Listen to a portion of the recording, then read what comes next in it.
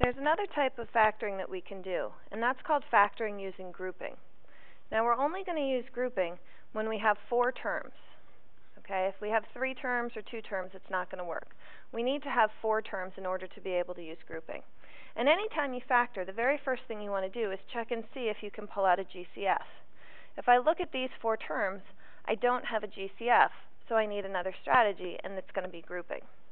Now the idea behind grouping is what we want to do is put these 4 terms into 2 separate groups, and each group should have a GCF. So if I look at these 2 terms right here, they both have a GCF of x, but what I'm left with are these 2 terms, and they don't have a GCF. So I know that's not how I'm going to group them. So what I need to do is look at them very carefully and see, okay, if I put 2xy and minus 2y together in one group, they both have a GCF. And then I can take this 7x and this minus 7 and put them together in a group. I'm going to put a little addition sign because this is one big polynomial that's being added. They have a GCF. And now I'm ready to move on to my next step. And my next step is to actually find a GCF and pull it out from each of these 2 groups.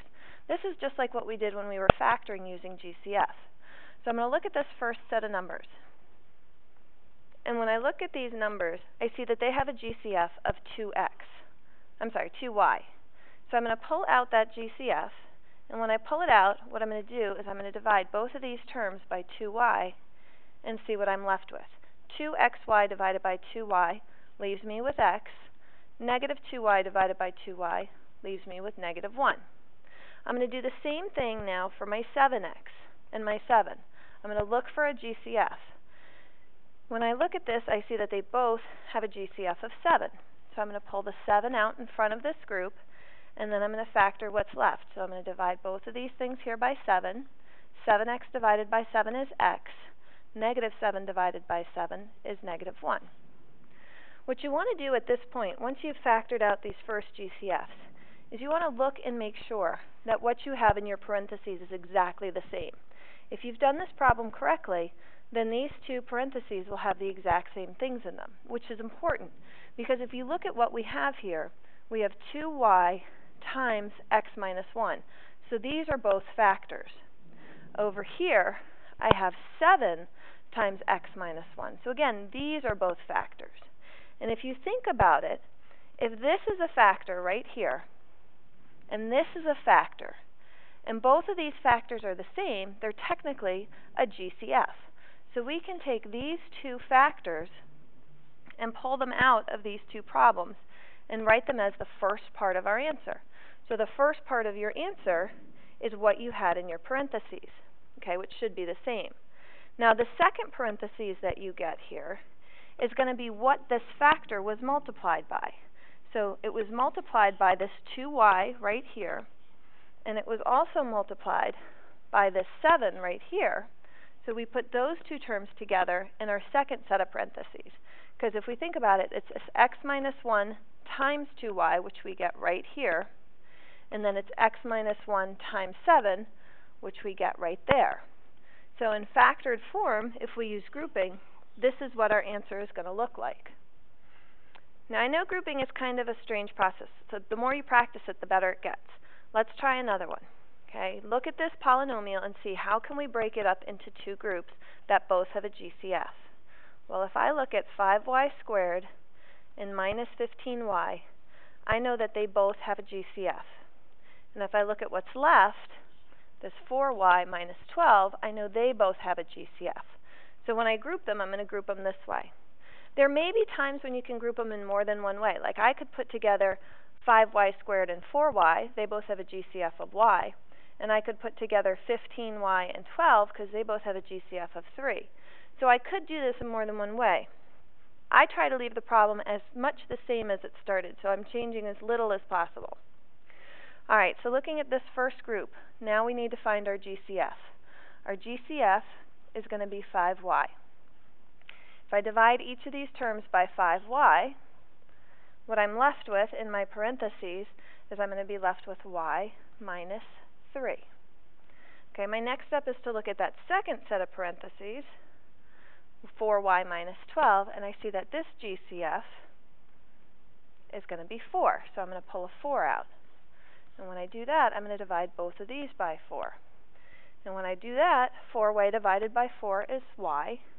Negative 12 divided by 4 is negative 3.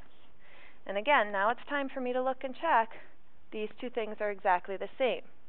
So to finish off my problem, the two parentheses that are exactly the same become the first part of my answer. So y minus 3, I'm taking both of these GCFs and pulling them out right here. And then the second parentheses I have is what they were being multiplied by.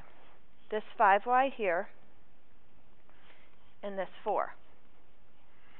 And that is my factored form. Okay. Now, there's only one other thing that you need to be aware of. Sometimes when you do a problem, everything could look right. Okay, I took this problem, I grouped it, I'm going to take out my GCF now. When I take out the GCF of right here, I see that my GCF is 3a. Okay, so I'm going to divide both of these things by 3a. And when I do that, I'm going to be left with 5 minus b.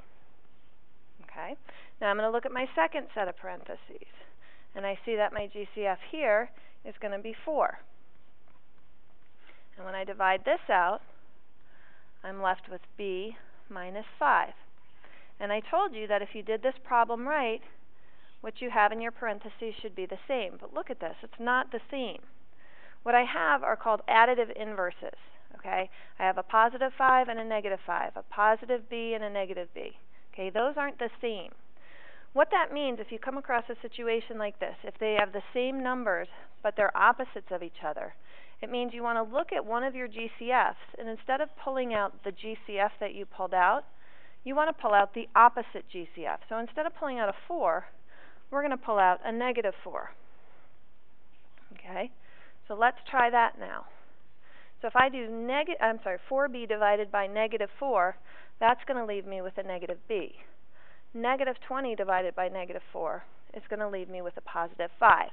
And now, although these two things look different, I can see that I both have positive 5s in them, and I both have negative b's. So I could actually, if I felt like I really, really wanted to, I could rewrite this as 5 minus b.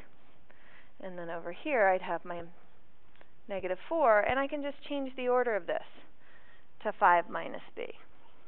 And now you can see those two things are exactly the same. So when it comes to writing our final answer, the thing in our parentheses that's exactly the same goes first, and then the second parenthesis is made up of the two things that those terms are being multiplied by.